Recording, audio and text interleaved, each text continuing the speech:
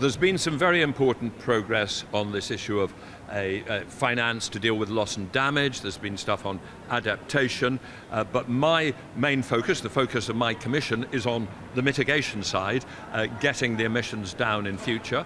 And here there is an important action agenda of things which could bring those emissions down. Two elements in particularly important, the commitment to tripling global renewables capacity from 3.5 terawatts to 11 or more terawatts by 2030, and to double the pace of the energy efficiency improvement game. Now, it's easy to say those things. The crucial point is, will they get delivered? If they get delivered, they would make a big difference. They would bring emissions down by 2030, but they would also inevitably bring down fossil fuel demand by 2030. Well, look, I think there will still be a role for fossil fuels in 2050, but I think it has to be a very much reduced role. It's a simple piece of mathematics that by mid-century, we have to get the world to net zero emissions. The vast majority of the emissions come from burning fossil fuels.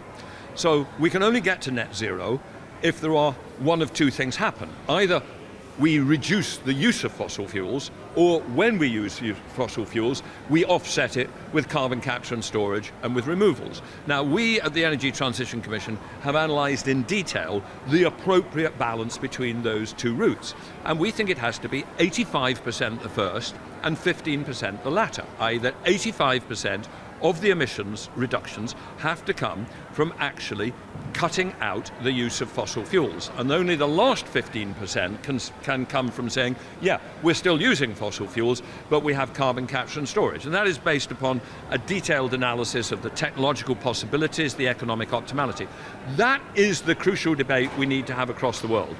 I honestly think that much of the fossil fuel industry still believes it can go on producing fossil fuels at roughly the current level and have enough carbon capture and storage or removals to offset that. I think that that is a non-economic and an imprudent and an unreasonable assumption, an incredible assumption.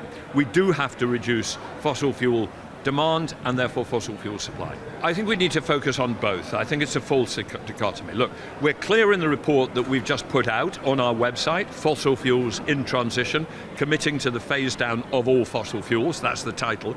We're clear that the absolute priority is the actions to reduce the demand. The electrification of road transport, switching in Northern Europe from gas boilers to heat pumps, which are much more efficient, developing sustainable aviation fuels, switching the global shipping fleets from burning heavy marine oil to ammonia or methanol. Of course, the primary focus is reducing demand. And by the way, I think some demands are going to come down far faster than people have realized. If you look at the pace of electric vehicle penetration in China, China is heading by 2049. They won't be using any gasoline or diesel in their road transport system by 2049. You've got to get used to the idea that